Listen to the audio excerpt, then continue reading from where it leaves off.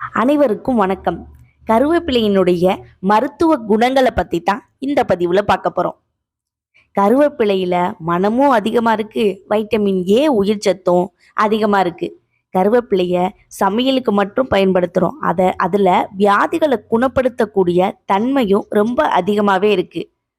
முகத்தில் தோன்றக்கூடிய இந்த அம்மை வடுவை போக்குறதுக்கு கருவேப்பிலையை ஒரு கைப்பிடி அளவு எடுத்துட்டு 15 கிராம் கசகசா, 10 கிராம் கஸ்தூரி மஞ்சள் இதை எல்லாத்தையும் சேர்த்து அரைச்சி முகத்தில் நல்லா பூசி ஊற வச்ச பின்னாடி நல்ல வெதுவெதுப்பான நீரில் காலை மாலை இருவேளையும் நம்ம கழுவி வந்தோம்னா அம்மை வடு மறைஞ்சு முகமாக பொலிவு பெறும். கருவேப்பிலைய ஒரு கொட்டைப்பாக்கு அளவுக்கு அரைச்சி எடுத்துக்கிட்டு அதை எருமை தயிரோட கலந்து நம்ம காலை வேளையில் மட்டும் சாப்பிட்டு வந்தோம்னா சீதபேதி குணமாகும்.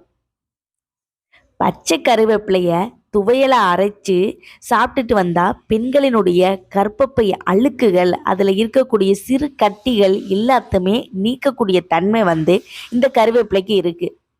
கருவேப்பிலை நம்ம அதிகமாக சாப்பிட நம்மளுடைய முடியினுடைய அடர்த்தியும் அதனுடைய நீளமும் அதனுடைய கருப்புத்தன்மையும் அதிகமாகும். இவ்வளோ பயன்கள் கருவேப்பிலையில் இருக்குது. இந்த மாதிரி இன்னும் பல பயனுள்ள தகவல்களை நீங்கள் தெரிஞ்சுக்கிறதுக்கு எங்கள் சேனலை மறக்காமல் சப்ஸ்கிரைப் பண்ணுங்கள். இந்த பதிவு பிடிச்சிருந்ததுன்னா லைக் பண்ணுங்கள். தேங்க்யூ.